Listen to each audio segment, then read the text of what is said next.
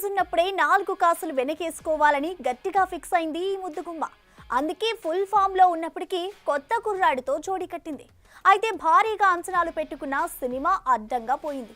దీంతో కాసుల కోసం కక్కుర్తి పడితే ఇదిగో ఇలాగే డిజాస్టర్స్ పడతాయంటూ ఓపెన్ గానే కామెంట్ చేస్తున్నారట మన సోషల్ మీడియా వారియర్స్.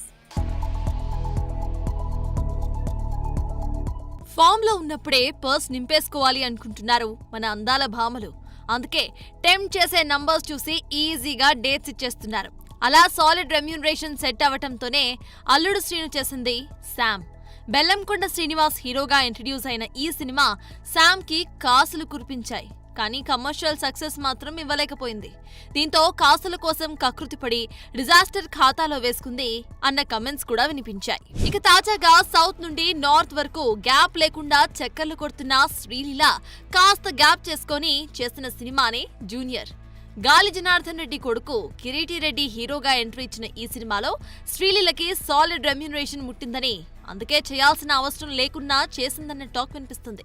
అయితే కిరీటితో స్టెప్పులేయడానికే తప్ప మరెందుకు పనికిరాలేదన్నది వాస్తవం. దీంతో కాసుల కోసం కకృతిపడి ఏ సినిమా పడితే ఆ సినిమా ఒప్పుకోకుండా కాస్త హీరోని చూసి సినిమాలు సెలెక్ట్ చేసుకోమంటూ ఫైర్ అవుతున్నారు శ్రీలీల ఫ్యాన్స్. అయితే స్టార్ హీరోలతో చేసిన సినిమాలు కూడా పోయాయిగా, ఇక్కడ కనీసం డబ్బులైనా దక్కాయి. అక్కడ అదీ లేదంటూ బోరుమంటోందట ఈ dancing queen. For more videos like this, subscribe Big TV channel.